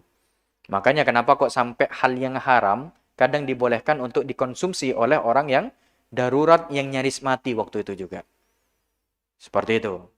Maknanya banyak hal yang memang suatu hal yang darurat itu membolehkan suatu hal yang dilarang. Kaidahnya gimana bunyinya? Ad-daruratu tubihul mahdzurat. Hal yang darurat ini membolehkan untuk kita melanggar hal-hal yang dilarang. Seperti itu. Kayak antum kelaparan. Ya, di depannya hanya nemu babi cuma. Atau bangkainya ayam. Antum ada di hutan gitu penjelajahan seumpama. Atau naik Gunung Semeru gitu kan. Yang mumpung lagi aktif sekarang lagi letup-letup, ya. Terus nyoba saya mau pendakian Ustaz ke Gunung Semeru. Bismillah insyaallah berangkat. Nyampe ke sana antum tersesat. Tersesatnya enggak tanggung-tanggung, 21 hari. Perbekalan habis semuanya, ketika sudah mendekati hari ke-22, antum kelaparan. Ada di depan antum, Ayam yang sudah kepanggang, kena lava itu. Terus antum mikir, aduh gimana ya, saya makan, nggak makan, nggak makan, nggak makan, nggak. Kalau nggak saya makan, saya mati besok. Atau 2 jam lagi saya bisa mati. Udah lemas sudah. Jalannya tiarap kayak tentara itu sudah. Terus gimana? Makan. Darurat seperti itu boleh antum pakai. Tapi nggak kemudian antum simpen ayam tadi. Udah makan, kenyang, alhamdulillah. Cukup untuk saya jalan selama satu minggu seumpama untuk nyari jalan lagi. Terus antum mikir, selepas 1 minggu kayaknya eman ini kalau saya buang ayam ini. Saya bawa wis sekalian untuk bekal. Bukan gitu. Nggak boleh tetap. Darurat itu hanya makan secukupnya saja selama antum masih bisa meneruskan hidup. Bisa dipahami di sini? Baik, sama seperti kasus yang tadi. Kita lanjutkan. Summa qala li, maka kemudian Rasulullah bersabda kepadaku, la u'allimannaka suratan hiya a'dhamus suwari fil Qur'an qabla an takhruja minal masjid. Rasul berkata kepadaku, bagaimana? Akan kuajarkan padamu suatu surat yang dimana surat tersebut adalah paling agungnya surat di dalam Al-Qur'an. Paling agungnya surat di dalam Al-Qur'an. Qabla an takhruja minal masjid, sebelum engkau keluar dari masjid. Summa akhadha biyadi, maka beliau kemudian memegang tanganku, falamma arada ayyakhruja, dan ketika beliau sudah agak lama diam di masjid itu, falamma arada ayyakhruja, dan ketika beliau mau keluar dari masjid, qultu lahu, aku mengatakan kepada Rasulullah, alam taqul la u'allimannaka suratan hiya a'dhamu suratin fil Qur'an. Nah, dalam artian berarti apa? Mengingatkan kepada Rasul, ya Rasul, bukankah engkau tadi mau memberitahukan kepadaku terkait dengan surat yang paling agung di dalam Al-Qur'an? Nah, Rasulullah dari situ, dari ungkapan sahabat ini, Rasulullah kemudian menjawab apa? Alhamdulillahi Rabbil Alamin. Surat Al-Fatihah ini yang dimaksud Rasul. Terus maknanya, lanjutnya beliau menyebutkan apa? Hiya as-sab'ul mathani. Surat Al-Fatihah ini adalah surat 7 ayat yang diulang-ulang. Wal Qur'anul Azim alladzi utituhu. Maksud dari Al-Quranul Azim di sini banyak pemaknaan dari para ulama yang bisa kita ambil secara kesimpulannya apa? Al-Quranul Azim alladzi utituhu, ini maknanya ayat surat Al-Fatihah ini termasuk bagian dari Al-Quran, Al-Quranul Karim. Jadi dikrul juz'i, dikrul apa istilahnya? Ulama itu agak lupa. Menyebutkan secara lengkapnya untuk ditujukan kepada yang juz, kepada menyebutkan Al-Quran secara keseluruhan, tapi tujuannya hanya untuk Al-Fatihah ini. Dalam artian seperti itu. Jadi bisa dikatakan, Al-Fatihah ini juga termasuk bagian dari Al-Quranul Karim. Baik, kita lanjutkan. Hadis yang kedua, an Abi Hurairah radhiyallahu taala anhu anna Rasulullah sallallahu alaihi wasallam qala, diriwayatkan dari Sayyidina Abu Hurairah bahwasanya Rasulullah sallallahu alaihi wasallam bersabda, wa qara'a alaihi Ubay Ummal Quran. Ubay siapa ini? Ubay bin Salul? Bukan. Yang dimaksud Ubay di sini adalah Sayyidina Ubay bin Ka'ab. Siapa Sayyidina Ubay bin Ka'ab? Kalau antum sering ikut kajiannya Abi, pasti antum sering dengar namanya ini. Ya. Sahabat yang punya apa? Yang punya arja amal atau amal andalan apa? Membaca sholawat setiap waktu. Ini Sayyidina Ubay ibn Ka'ab. Jadi beliau nggak doa-doa apa lagi pada Allah sudah. Nggak doa, ya Allah mudah-mudahan dapat rumah, ya Allah mudah-mudahan dapat jodoh, ya Allah mudah-mudahan enggak. Tapi yang beliau lakukan apa? Sholawat tok. Itu yang beliau sampaikan, yang beliau lantunkan. Jadi doa-doanya itu diubah menjadi sholawat. Ini Sayyidina Ubay bin Ka'ab. Nah, apa yang dikatakan oleh Sayyidina Abu Hurairah di sini? Wa qara'a alaihi Ubay Ummal Quran, dan membaca Sayyidina Ubay di hadapan Rasul Ummul Quran atau Al-Fatihah. Faqala, maka bersabda Rasulullah sallallahu alaihi wasallam, walladzi nafsi biyadihi, dan demi zat yang yang jiwaku berada di tangannya, yaitu demi Allah maksudnya di sini, ma unzila fit Taurah, ayat ini atau surat Al-Fatihah ini tidak diturunkan di Taurat, wala fil Injil, dan tidak juga diturunkan di Injil, wala fiz Zabur, dan juga tidak diturunkan di kitab Zabur, wala fil Furqan mithluha, dan tidak pula diturunkan di dalam Al-Qur'an yang seperti surat Al-Fatihah ini. Jadi bisa dikatakan ini satu-satunya surat yang dikhususkan Allah untuk ayat Al-Qur'an, untuk surat untuk kitab Al-Qur'an satu-satunya saja. Di kitab yang lain nggak ada. Nih, keistimewaan surat Al-Fatihah. Innaha sab'ul mathani wal Qur'anul azim alladzi u'titu. Hadis yang diriwayatkan Imam Ahmad nomor 8682. Baik.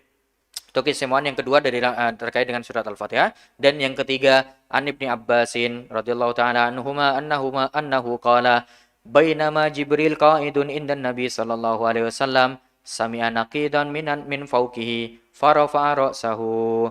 Dan ketika Sayyidina Jibril alaihi salam duduk di hadapan Rasulullah sallallahu alaihi wasallam, duduk di hadapan atau di sisinya Rasulullah sallallahu alaihi wasallam, sami'a naqidan min fauqihi, mendengar suara apa? Naqid ini suara pintu yang terbuka. Anggaplah kriatnya pintu lah. Faumin fauqihi, terdengar suara itu dari arah atasnya beliau. Farafa'a ra'sahu, maka mengangkatlah Rasulullah sallallahu alaihi wasallam, mengangkat kepalanya atau mengangkat wajahnya, menengadahkan wajahnya ke atas. Faqala, maka berkatalah Sayyidina Jibril, Hada babun minas sama futihal yaum. Ini adalah pintu dari pintu langit. Dibuka hari ini. Wallahu a'lam ya. Bunyi pintu langit ternyata seperti itu juga, wallahu a'lam. Seperti apa bunyinya nggak ngerti kita. Tapi di sini dijelaskan ada bunyi pintu yang dibuka. Nakidon itu. Anggap saja bunyinya kriyat dulu. Hada babun minas sama futiha al-yaumah. Ini adalah pintu dari langit, pintu langit yang dibuka hari ini. Lam yuftah qattu illa al-yaum, dan tidak pernah dibuka kecuali hari ini. Ini sabdanya, katanya Sayyidina Jibril. Fanazala minhu malakun, maka turunlah satu malaikat dari langit tersebut. Faqala hada malakun nazala ilal ardi lam tanzil qattu illa al-yaum. Ini adalah seorang malaikat yang tidak pernah turun ke bumi. Ya, ini adalah seorang malaikat yang turun ke bumi dan tidak pernah turun ke bumi kecuali hari ini. Nih, dijelaskan oleh Sayyidina Jibril. Fasallama, maka menyampaikan salamlah malaikat tersebut ke Rasulullah. Waqala, maka berkata malaikat tadi yang turun, Abshir binuraini utitahuma lam yu'tahuma nabiyyun qablaka. Bergembiralah terhadap dua cahaya yang engkau diberikan. Engkau diberi dua cahaya ini, dan tidak pernah diberikan dua cahaya ini kepada Nabi sebelum engkau. Ada dua cahaya yang diberikan kepada Rasulullah Muhammad dan tidak pernah diberikan kepada Rasul yang lain. Apakah itu? Fatihatul kitab wa khawatimu suratil Baqarah lan taqra'a biharfin minhuma illa u'titahu. Jadi ada dua cahaya yang diberikan kepada Rasulullah SAW, itu berupa apa? Yang tidak pernah diberikan kepada nabi-nabi sebelumnya. Apa saja itu? Yang pertama adalah surat Al-Fatihah. Yang kedua, akhir surat Al-Baqarah. Dari mana? Akhir surat Al-Baqarah dari mana? Lillahi ma fis samawati wa ma fil ard, dan seterusnya sampai akhir.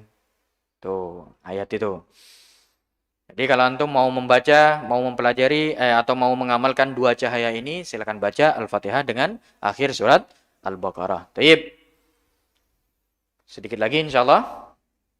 Itu terkait dengan keistimewaan surat Al-Fatihah, dan juga kita telah mempelajari beberapa hukum dari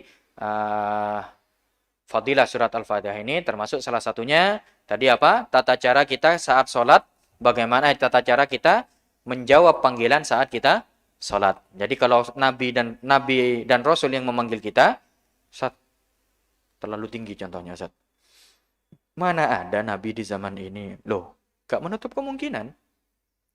Antum paham hukum ini, antum pelajari hukum ini, antum ajarkan ke putra-putri kalian, antum ajarkan juga nanti ke cucunya. Putra antum atau cucu antum atau santri antum nyampaikan terus, diajarkan terus sampai ke murid-muridnya. Siapa tahu akhir murid di akhir zaman nanti, yang masih itu sanadnya bersambung ke antum, ketemu dengan Nabiullah Isa. Karena janji Allah, Nabi Isa pasti nanti akan turun ke bumi. Masih ada nabi. Ya. Nabi Isa turun. Lah tiba-tiba nanti murid cucu muridnya antum, entah berapa generasi, saya harap 470 generasi yang akan datang. Karena saya tidak mau mati dalam keadaan hari kiamat. Mudah-mudahan dijauhkan kita semuanya. Ya. Jauh generasi itu ternyata masih ingat ajaran antum. Nah, ketika mereka sholat, Nabi Isa manggil, "Ya Abdurrahim." Sembah. Berhubung masih ingat ajaran antum, langsung dia batalkan. Naam ya Nabi Allah Isa. Pakai bahasa Arab. Ahli bahasa Arab semua nanti. Antum aja yang nggak tahu bahasa Arab. Pondok Sat, saya sudah kursus Sat 70 tahun. Alhamdulillah. Tip, contoh seperti itu. Jadi ini tidak hanya untuk kita terapkan, tapi untuk anak cucu kita kelak. Sama seperti orang yang apa? Orang yang mengajarkan ilmu itu sama seperti orang yang menumbuhkan apa? Menanam bibit. Menanam pohon. Antum kalau pengen tahu pohon-pohon yang ada di sekitar rumah antum itu bukan berarti dia tumbuh secara instan. Tanyakan, ini yang nanam siapa, Pak? Pasti ada kisah di situ. Saya dulu waktu kecil, nak, 5 tahun seumuran saya waktu itu, ini ditanam pertama kali sama kakek kamu. Berarti bisa dikatakan yang nanam pohon itu adalah kakek kita. Tapi yang makan buahnya siapa? Kita. Selepas itu kita habiskan. Buahnya kita habiskan. Habis itu kita nggak pupuk lagi, nggak rawat, mati. Ya kayak semacam itu dah. Yang memperjuangkan Islam ini bukan kita. Tapi siapa? Rasul dan para sahabat. Ketika sudah besar, yang menikmati siapa? Ya kita ini. Berarti bisa kita katakan, antum mempelajari ilmu sekarang ini bukan hanya untuk antum saja. Tapi untuk siapa? Niatkan untuk anak cucu antum kelak. Biar mereka merasakan manfaatnya. Kalau kita kayak semacam nanti, seumpama Izam punya pondok, ya kan? Izam punya pondok, bangun susah. Bangun pondoknya sulit, nyari dana donatur sampai ke Amerika. Segala macam. Susah payah. Nemu sampai dana semua pondoknya itu kalau dikalkulasi dia bangun sampai 300 miliar sama. Tapi apakah nanti dinikmati oleh Izam? Enggak. Pondoknya sudah besar, Izamnya sudah tua. Mau jalan dari ujung ke ujung enggak kuat. Paling di halaman rumahnya doang. Terus siapa yang menikmati pondoknya? Santri-santri generasi berikutnya dengan anak cucunya. Sama seperti itu. Jadi antum mempelajari ilmu ini jangan niatkan hanya untuk diri pribadi, tapi untuk siapa? Generasi berikutnya. Siapa tahu nanti anaknya Arom ini, meskipun Arom bapaknya nggak jadi ulama besar ya kan? Siapa tahu nanti anaknya jadi ulama besar. Wallahu a'lam, nggak ada yang tahu. Nggak ada yang tahu. Ala kulli hal kita niatkan tidak hanya untuk diri kita sendiri. Thayyib. Oke, kita lanjutkan. Babut tanbih. Ada tanbih, ada peringatan. Ada bab terkait dengan peringatan. Masuk di situ? Enggak ada kayaknya. Ada ya? Babut tanbih ala ahadits wada'at fi fadli suwaril Qur'an. Hati-hati terhadap hadis-hadis maudhu, hadis-hadis palsu yang diletakkan untuk keutamaan, yang membahas tentang keutamaan surat-surat yang ada di dalam Al-Quran. Baik, kita lanjutkan. Ini kaulnya siapa? Ini kalimat yang disampaikan oleh siapa? Oleh Imam Al-Qurtubi di dalam kitab tafsir beliau. Di dalam tafsir Qurtubi. Beliau mengatakan gimana? Laltifata lima wada'ahul wadi'un wa ghirdalika min fadailil a'mal qadir takabaha jama'atun kathiratun ikhtalafat aghraduhum wa maqasidum firtika biha. Kita tidak boleh menoleh kepada orang-orang yang mempalsukan hadis. Ya, yang menerangkan tentang fadail a'mal, keutamaan-keutamaan amal. Telah dibikin hadis-hadis palsu ini oleh jamaah katsirah, oleh banyak orang. Ikhtalafat aghraduhum, yang berbeda-beda tujuan mereka. Maksud-maksud mereka juga berbeda. Apa itu? Yang pertama, ini silakan antum catat. Ya, antum garis bawahi, ini penting. Ini hal penting yang harus kita pelajari juga, yang harus kita ketahui. Famin kaumin minaz zanadiqah, dari zindik. Zindik ini apa? Orang-orang yang mau merusak Islam dari dalam. Dia mengaku Islam, tapi aslinya bukan Islam. Tapi dia mau merusak Islam dari dalam. Itu zindik. Jamaknya zanadiqah. Ini zindik ini kita kenal dengan istilah di masa sekarang. Kalau di masa Rasul, zindik ini adalah al-munafikun. Siapa ketua munafikun di zaman Rasul? Yang namanya Abdullah bin Ubay bin Salul. Ini ketua munafikun. Di mana ketika ada satu masa, antum bayangkan ya. Nih, saya mau mengajak antum menalar dengan logikanya, karena antum ini ahli logika. Ya, antum ahli logika.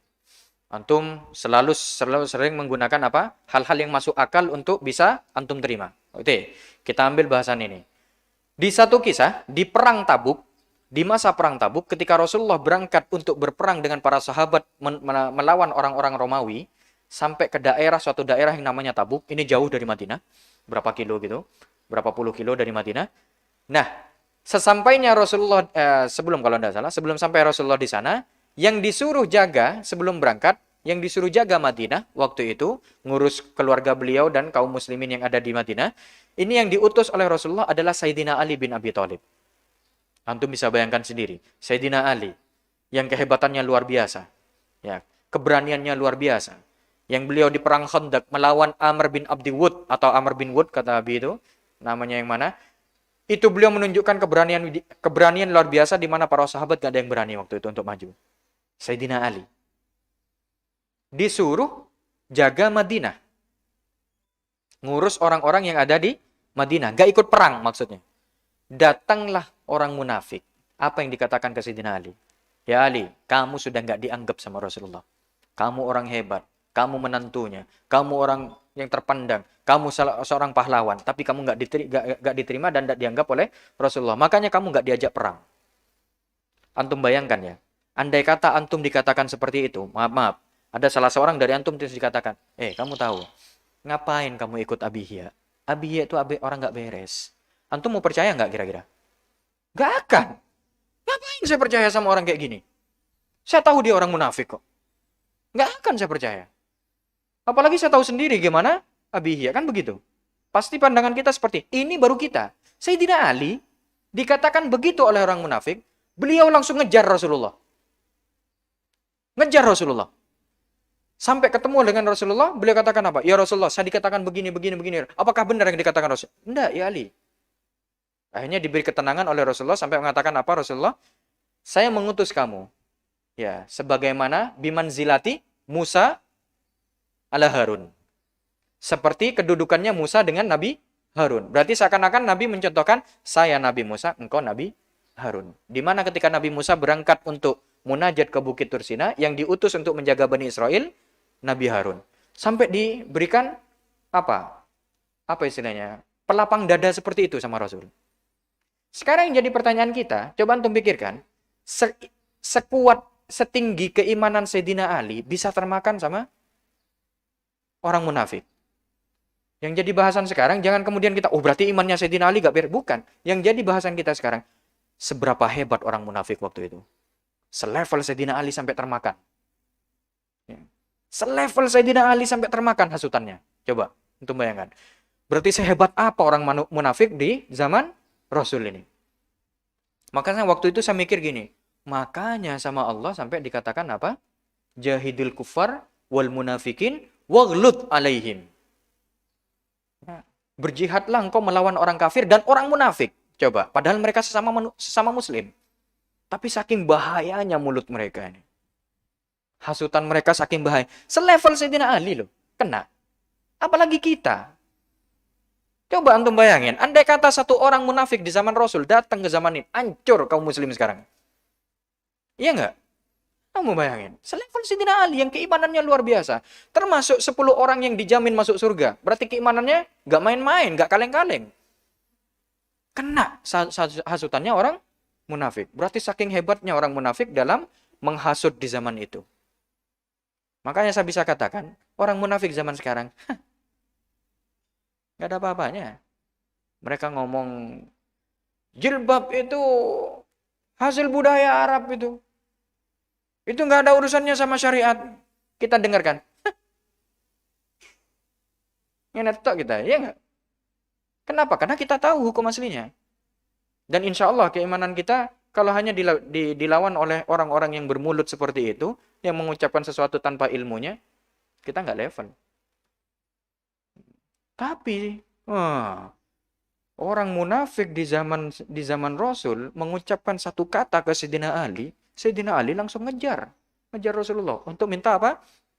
Ketenangan batin dan kemantapan hati. Andai kata kita yang dihasut tuh kafir mungkin sudah kita ini.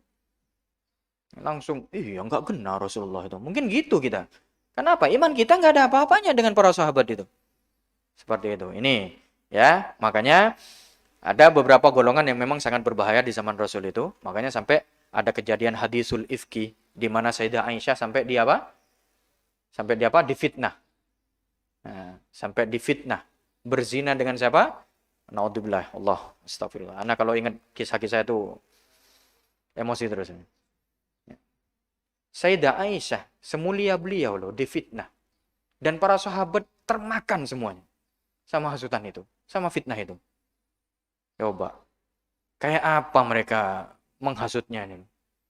Untungnya orang-orang munafik itu nggak mengajarkan cara-caranya mereka ke munafik yang sekarang ini. Andai kata ada tutorial dulu itu. Waduh, habis kita.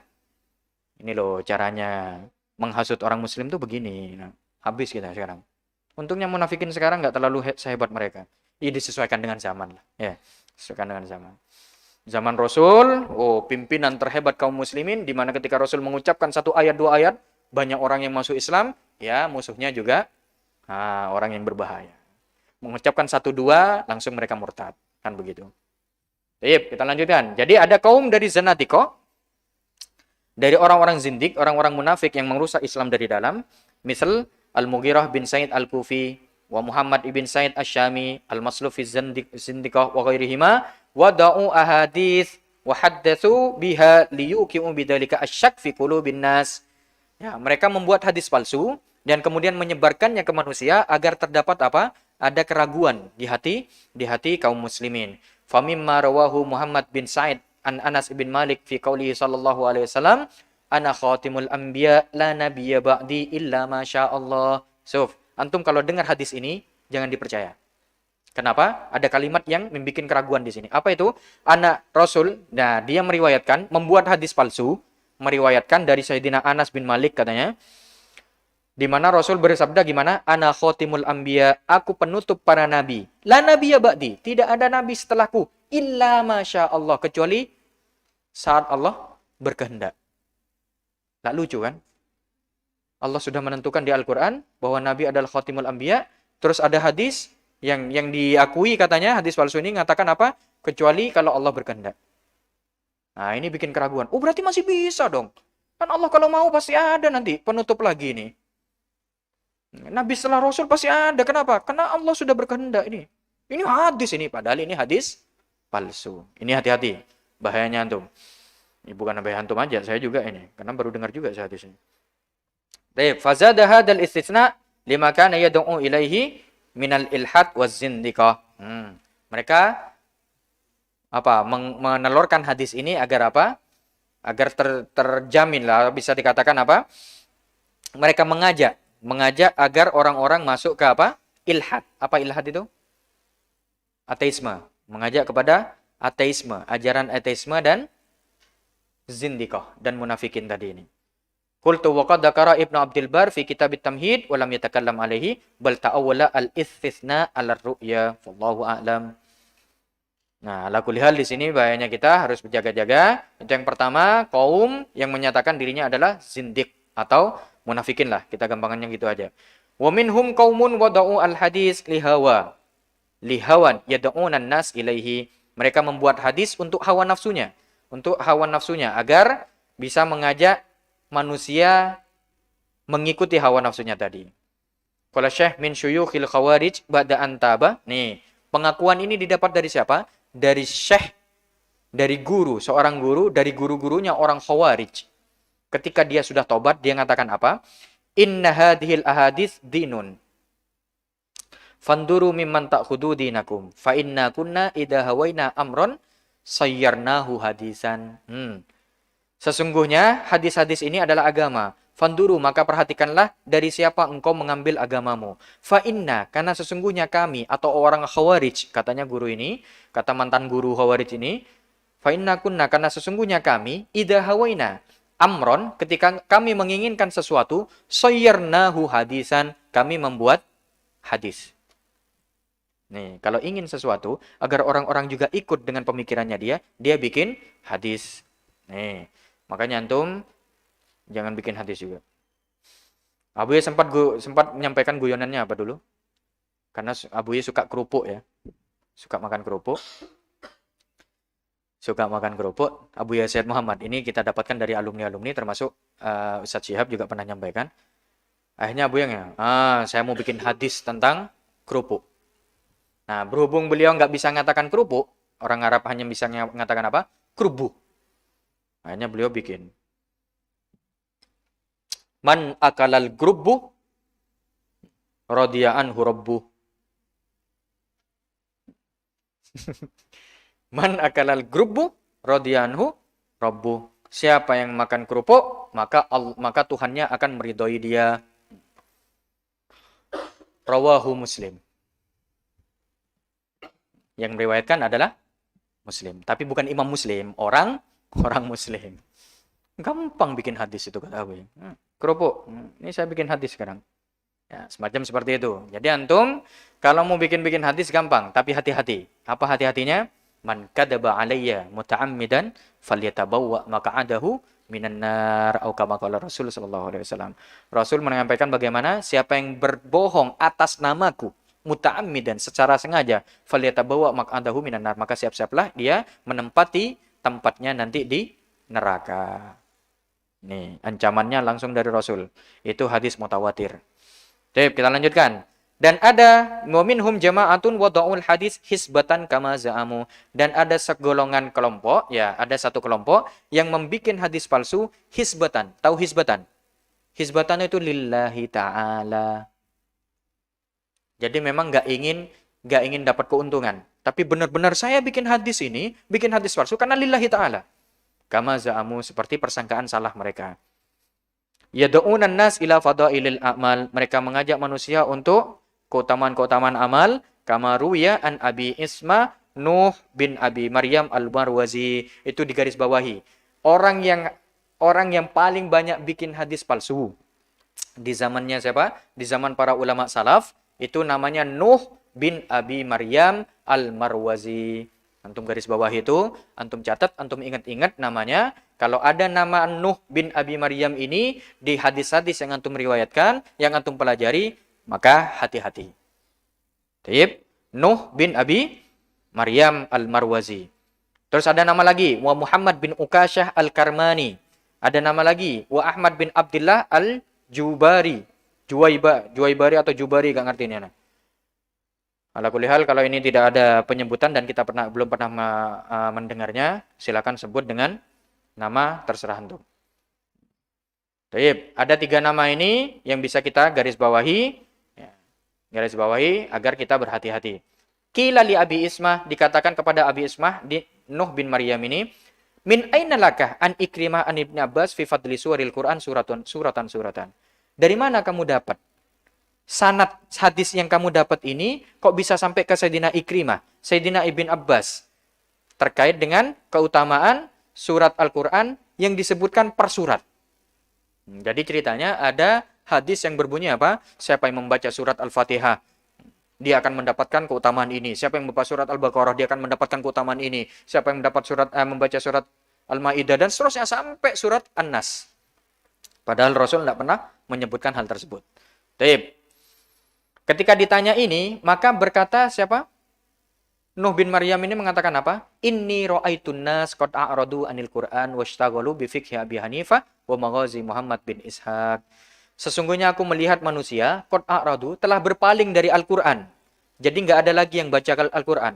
Washtaghalu, dan mereka menyibukkan diri bi fiqhi Abi Hanifah, untuk mempelajari fikihnya Imam Abu Hanifah, wa maghazi Muhammad bin Ishaq, dan kitab tarikh ini, Tarikh Maghazi punyanya Imam Muhammad bin Ishaq. Fawada'tu hadzal hadis hisbatan, maka aku bikin hadis palsu ini lillahi ta'ala, agar orang semangat baca Al-Qur'an.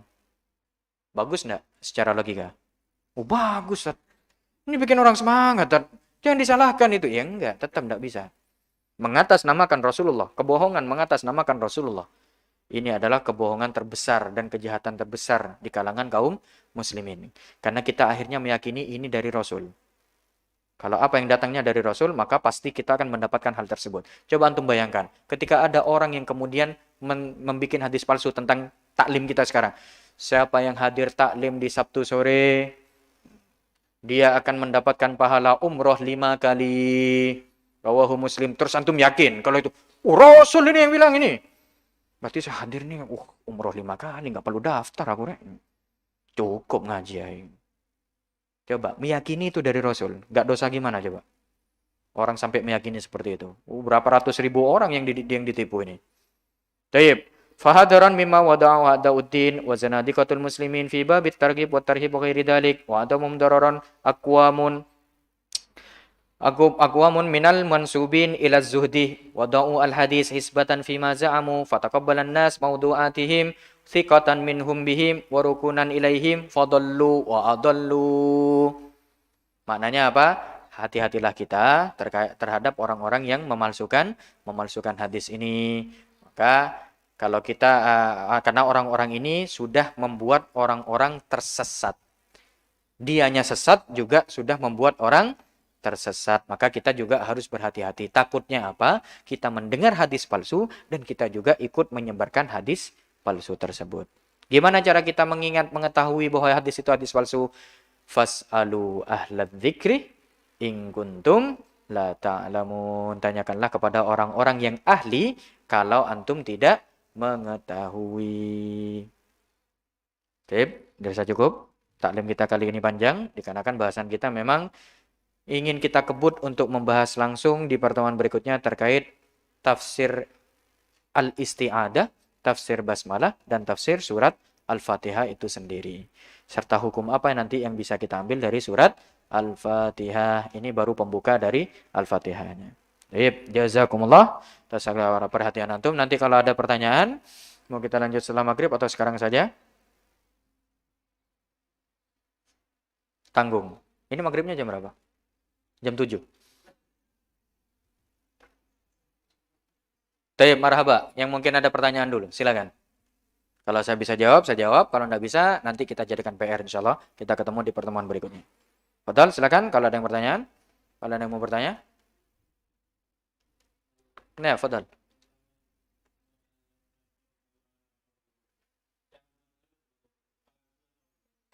Cara membatalkan ketika kita dipanggil. Nah, dan kita tahu ya, dan syarat-syaratnya sudah jelas ya. Kita tahu hal tersebut memang kita sangat dibutuhkan. Dalam hal itu kita sangat dibutuhkan untuk bantuan tersebut. Dalam hal urusan kayak teriak sumpamanya kan. Mau kayak teriak gitu, saya lagi sholat. Ya jangan gitu. Terus cara kita membatalkan bagaimana? Langsung batalkan. Langsung saja batalkan. Seperti itu. Langsung saja batalkan, tidak masalah. Manahu memang benar ada bahasan dari para ulama larangan untuk membatalkan sholat fardu tanpa sebab. Tapi berhubung sebabnya ada udzur syar'i tadi, maka diperbolehkan. Langsung saja dibatalkan, tidak masalah. Baik, ya silakan.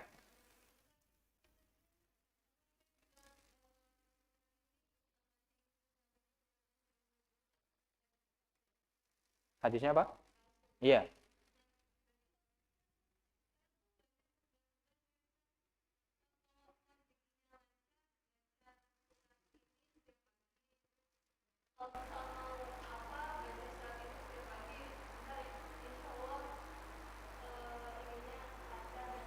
Marhaba. Ini pertanyaan yang saya tunggu memang. Ya. Saya pernah dengar hadis, dianjurkan baca surat Al-Kahfi di malam di Jumat, ya, di hari Jumat. Dianjurkan baca surat Al-Waqiah di sore hari. Dianjurkan baca surat apa lagi? Yasin ketika apa? Yasin kapan? Malam Jumat ada anjurannya juga. Terus dianjurkan untuk baca surat Al-Ikhlas ketika masuk rumah. Terus gimana, Ustaz? Itu kan ada hadisnya, Ustaz. Iya, ada hadisnya. Cuma yang kita bahas tadi itu hadis yang menunjukkan bahwasanya adanya fadilah Al-Qur'an per surat. Semua Al-Qur'an per surat itu ada fadilahnya dan disebutkan oleh imam ini dalam satu riwayat hadis. Paham maksudnya? Satu riwayat tok. Jadi seolah-olah Rasul mengucapkannya itu panjang. Siapa yang baca surat Al-Fatihah dia akan mendapatkan ini, siapa yang baca surat Al-Baqarah dia mendapatkan ini. Dan biasanya keutamaan yang didapat, salah satu cirinya hadis palsu itu, keutamaan yang didapat itu terlalu jauh dari nalar, dari yang diajarkan oleh Rasul sendiri. Kayak contoh yang seperti itu yang kita bahas. Siapa yang membaca surat An-Nahl, ya, siapa yang baca surat An-Nahl, dia akan mendapatkan pahala apa? Dibangunkan rumah di surga, atau dia mendapatkan pahala sama seperti berperang dengan orang kafir sebanyak 700 orang semua. Nah, yang jadi pertanyaan salah satunya hadis palsu itu apa? Sebetulnya biasanya kebiasaan orang yang biasanya malam Jumat, tahu istilah malam Jumat ya? Ini biasanya Arom yang paham. Kalau saya baru paham, baru kemarin nih saya paham. Ini insya Allah Arom yang paham. Ya, sering kali ada pertanyaan, gak malam Jumatan, Rek? Ya, kalau saya karena sudah kebiasaan malam Jumat itu tahlilan, ya pandangan saya, Yasinan tahlilan, udah tadi. Wah enggak, ini malam Jumat 18 tahun ke atas. Makanya saya mikir, kenapa emang? Soalnya kalau malam Jumatan waktu itu sama halnya kita membunuh satu orang Yahudi. Hadis, hadis itu. Saya jadi pertanyaan, beneran hadis itu dah? Ya, saat kita beribadah, mohon maaf. Ini kan suatu ilmu ya, harus kita sampaikan. Kumpul sama keluarganya, kalau kayak saya sama istri, atau kayak antum yang akhwat ini sama suaminya, di malam Jumat itu katanya sudah pahalanya sama dengan membunuh satu orang Yahudi. Jadi kalau antum melakukan berkali-kali waktu itu, hitung aja berapa orang Yahudi yang antum bunuh waktu itu. Ada bahasan itu, saya tanya akhirnya, itu beneran hadisnya? Iya hadis ini. Makanya saya jadi pertanyaan, beneran gak ini? Soalnya apa? Kalau sampai itu hadis palsu, kita yakini, wah, gak dapat apa-apa kita.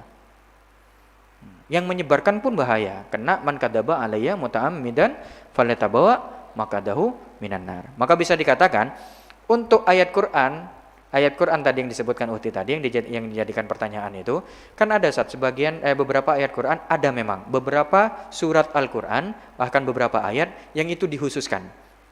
Dalam artian dikhususkan apa? Ada keistimewaan khususnya yang langsung dari Rasul. Dan hadis itu muktabar. Hadis itu diakui. Hadis itu sanadnya sahih, ada yang hasan, ada sih beberapa yang dhaif, tapi enggak terlalu dhaif. Ma'annahu dhaif ini bisa masih diamalkan di fadhailul a'mal selama dia tidak terkait dengan hukum ataupun dengan akidah. Nih, itu kalau hadis dhaif bisa diamalkan. Yang penting syaratnya tidak terlalu parah kodhoifannya, lemahnya tidak terlalu parah. Ada sebagian, tapi yang kita maksud dari tadi ini, ya yang kita maksud dalam dalam kitab ini tadi yang kita bahas itu adalah fadilah surat yang disebutkan dari surat pertama sampai An-Nas. Sekarang saya coba tanya ke antum, fadilah surat Ibrahim apa? Pernah dengar enggak hadisnya? Fadilah surat Al-Hijr, pernah dengar nggak? Belum pernah ya?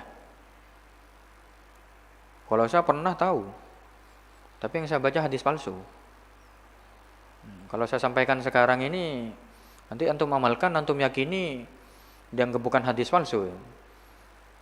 Jadi ada beberapa yang pernah kita baca, siapa yang membaca surat Ibrahim, maka dia akan mendapat pahala orang yang berperang atau yang berjihad, ya, pahala orang yang berjihad selama beberapa kali begitu. Jadi orang jihad saja itu pahalanya sudah besar. Jadi kalau saat kita baca surat Ibrahim, katanya sama halnya kita mendapat pahala jihad beberapa kali. Coba antum bayangin, enak nggak? Enak. Tapi antum coba cari hadis tersebut di hadis yang muktabar, di hadis yang diakui. Kesahihannya, hasannya, apa dia benar-benar hadis yang benar-benar datangnya dari Rasul, bukan hadis bikinan orang-orang. Kalau antum memang menemukan, amalkan, enggak apa-apa. Tapi kenyataannya para ulama mengatakan apa? Enggak ada. Karena Rasul hanya menyebutkan beberapa surat saja, yang itu ada keistimewaan khususnya. Nah, bisa dipahami di sini ya? Baik, ada lagi yang mau ditanyakan?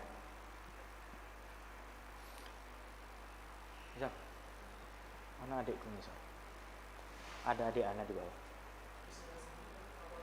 Di gerbang paling. Tep, silakan. Yang ada yang mau